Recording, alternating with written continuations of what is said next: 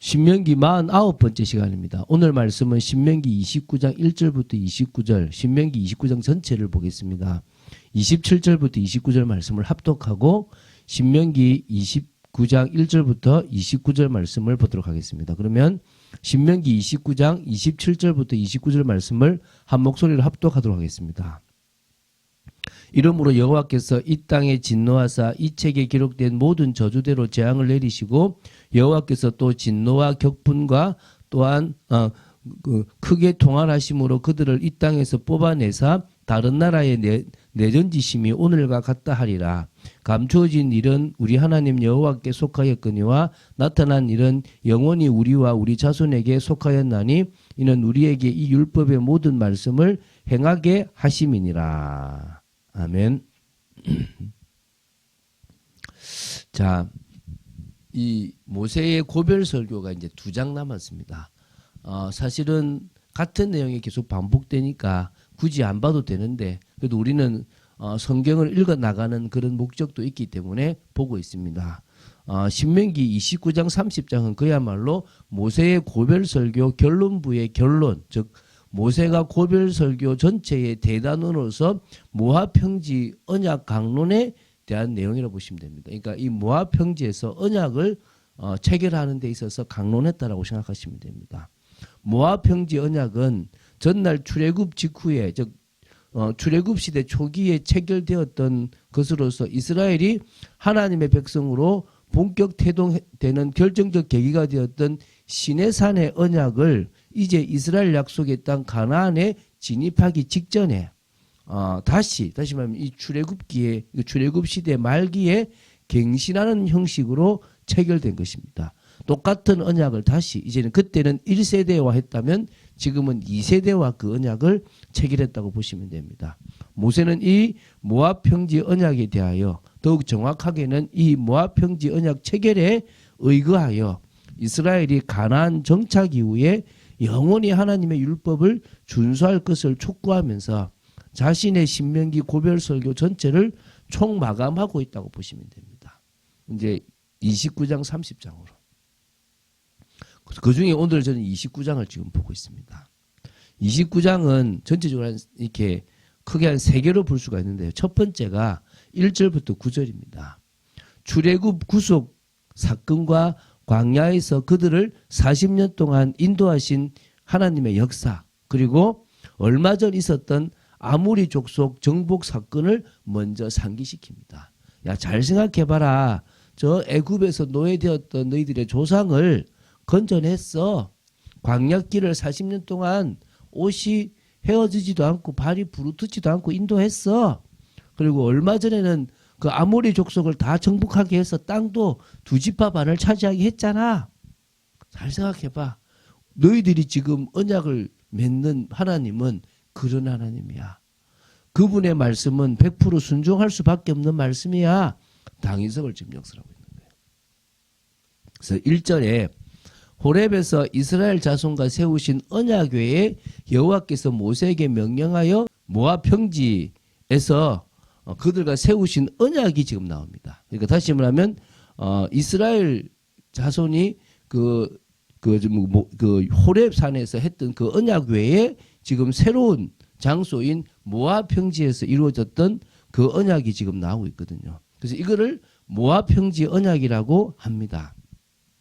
근데 이 언약은 호렙산 언약의 갱신으로서 새로운 이스라엘 백성들에게 호렙산 언약을 확인 반복하는 것이지 앞에 있었던 언약과 완전 다른 새로운 언약을 지금 주고 있는 것은 아닙니다. 자, 2절부터 8절까지를 보면요. 모세는 이스라엘 백성들 앞에서 이스라엘 백성들의 과거 역사, 아까 말했죠. 출애굽의 구속 역사, 또 광야 40년 동안에 하나님이 인도하시고 지키신 역사, 그 얼마 전 있었던 요단 동편의 아모리 족속 정복 사건 등을 지금 회고하고 있습니다. 그래서 이스라엘 백성들로 하여금 그들이 직접 체험하였던 하나님의 놀라운 능력과 은혜를 기억해라. 여러분, 우리가요, 우리에게 베풀어 주신 하나님의 은혜를 기억하면요, 믿음이 생기고 신앙이 확고해져요. 근데 그걸 놓치고 잊어버리는 순간에 불신앙에 빠지는 거예요. 지금도 마찬가지입니다. 그거 기억해. 그러면 하나님을 더욱 신뢰하고 하나님과의 언약을 성실히 지킬 수 있다는 거예요. 그래서 모세는 이스라엘 백성들이 직접 체험을 통해서 깨달았던 이 사실을 다시 상기시켜 줌으로써 자발적으로 그들이 언약에 동참하고 준수할 수 있도록 유도하신 겁니다. 그래서 9절에 그런즉 너희는 이 언약의 말씀을 지켜 행하라. 그리하면 너희가 하는 모든 일이 형통하리라. 너희들이 마음을 다하고 해라 이 말입니다. 다음으로 두 번째 볼게요. 10절부터 15절입니다. 언약의 대상은 이스라엘의 모든 남녀뿐만 아니라 율법을 지키고자 맹세한 이방인들과 종까지 그리고 장차 태어날 모든 후손들까지 포함하고 있다는 것입니다. 이게 지금 사실은 영원한 언약인데 물론 이 율법 아래 있는 사람들은 율법이고 우리는 복음이라는 시대로 갔기 때문에 이 율법을 지키는 게 아니라 믿음으로 말미암아 율법이 완성되는 것을 보는 겁니다. 같은 율법이 끝나는 건데 지켜서 율법을 완성하느냐 믿음으로 말미암아 성령의 역사로 율법이 되어지느냐의 부분인데 이때는 이제 이런 거죠. 자, 그래서요. 하나님의 언약의 효력이 시간과 공간을 초월하여 세상의 모든 사람에게 미침을 보여주는 것입니다. 그래서 참 하나님의 언약 백성은 혈통적 이스라엘이 아니라 하나님의 말씀을 지키는 영적 이스라엘임을 지금 말해주고 있습니다. 그리고 이게 이제 전 민족, 전 세계로 확대될 것임을 또 알려주고 있는 겁니다. 그래서 하나님의 언약은 한 세대, 한 민족에만 국한된 게 아닙니다. 시대와 민족을 초월하여 모든 시대, 모든 민족 중에서 하나님께서 부르심을 입은 모든 성도에게 동일하게 적용되는 것인데 그때는 뭡니까? 지금 나타나 있는 율법이지만 나중에는 감춰져 있다가 드러나는 복음의 시대가 된다는 겁니다. 그래서 로마서 16장에 영세전에 감추었다가 이제 나타난 바 된다. 그게 제가 29절에 지금 할 건데요. 그 말씀이 지금 성취된 게 복음이거든요. 우리는 복음의 시대를 살아가고 이 사람들은 율법의 시대를 살아간 겁니다. 그런데 같이 의는 같다고 보시면 됩니다. 자, 그래서 이 하나님께서 이스라엘 백성들만이 아니라 이 확장돼서 전체와 믿음을 가진 모든 사람과 포함하고 있다는 사실을 기억해야 됩니다. 세 번째는요, 이제 16절부터 29절입니다. 하나님과의 언약을 말씀에 불순종하는 자에게는 모든 율법책에 기록된 저주대로 될 것임을 다시 한번 강조해요. 제발 하지 말라는 거예요. 근데요, 이때 이미 포로로 끌려갈 거를 다 예언했다고 보시면 돼요. 그들이 불순종하니까 결국은 다른 나라의 포로가 돼요. 이것까지 이미 하나님은 말씀하신 거예요. 근데 그들은 그것을 놓쳐버리니까 결국은 포로가 될 수밖에 없는 거죠. 그래서 북이스라엘은 아수르, 남유다는 바벨론의 포로가 되었다고 보시면 됩니다. 그래서 이러한 심판의 필연성을 이미 하나님의 저주를 받아 멸망했던 소돔과 고모라의 멸망 사건과 장차 후세대 사람들의 입에 자꾸 이렇게 드러나게 될 이제 나타나게 계속 나오게 될 하나님의 심판, 이스라엘의 심판에 관한 이야기를 통해서 생생하게 제시합니다. 너희들이 불순종하면 소돔과 고모라 이야기처럼 너희들이 지금 멸망했던 이야기가 회자되고 돌아갈 거다 이 얘기를 하는 거예요. 자, 결국 자신의 삶이 하나님의 자비와 오래 참으심으로 유지되는 줄도 모르고 마치 하나님의 심판이란 애초부터 없다라고 생각하고 하나님을 업신여기고 제멋대로 죄를 범하며 사는 모든 경건치 않은 사람들에게 경종을 울려주는 준엄한 경고 메시지라고 보시면 됩니다. 너희들이 그렇게 가면 반드시 망한다. 특히 이 우상숭배. 우상숭배는 음행이고 이것은 하나님이 가장 싫어하시는 거기 때문에 언약을 체결한 너희들은 우상숭배만큼은 절대 하지 말라는 거예요. 이걸 하고 있는 거예요. 그래서 18절을 보면요. 모세는 이스라엘 백성들 가운데서 독초와 쑥의 뿌리가 생겨날 것을 염려하고 있습니다. 이 독초와 쑥의 뿌리가 뭐냐면 악독한 마음을 가지고 하나님을 경외하는 일을 멀리 떠나 강팍한 자들을 비유적으로 말한 것입니다. 한마디로 우상 숭배자들이 뭐냐? 이 독초와 쑥의 뿌리라는 것입니다. 그러니까 이런 자들이 막 이제 일어나는 거죠.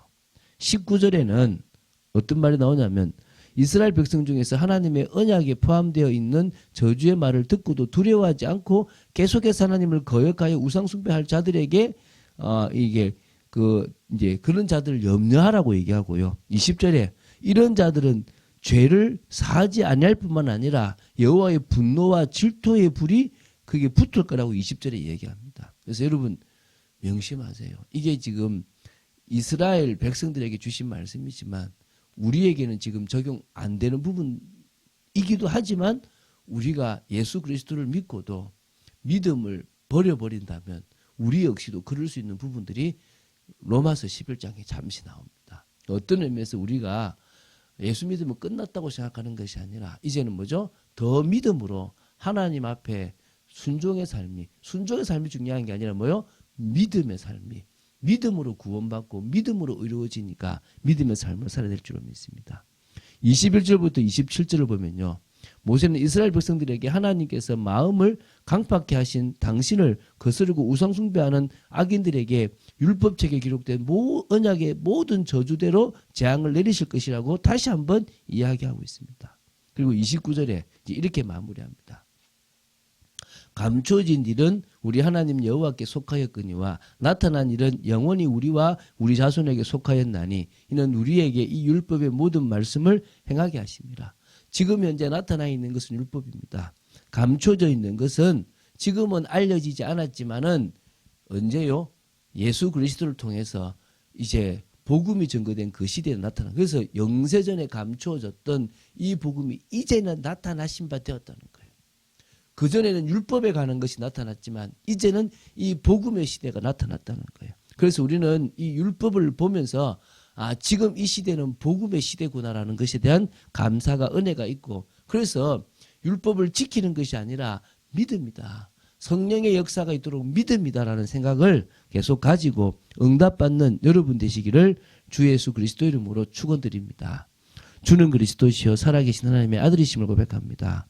우리가 전문의 응답을 받고 우리가 청지기적 사명을 감당할 만큼 우리의 삶이 정말 믿음으로 믿음에 이르는 축복의 삶이 되어지게 하여 주시옵시고 끝까지 주님의 그 복음 믿는 믿음 감춰졌다가 이제 나타나신 바 된 이 복음의 말씀을 믿는 믿음으로 충만한 저희들 되도록 지켜 주시옵소서. 하나님께서 주시는 은혜가 넘치기를 간절히 소원합니다. 주 예수 그리스도 이름으로 기도드립니다. 아멘.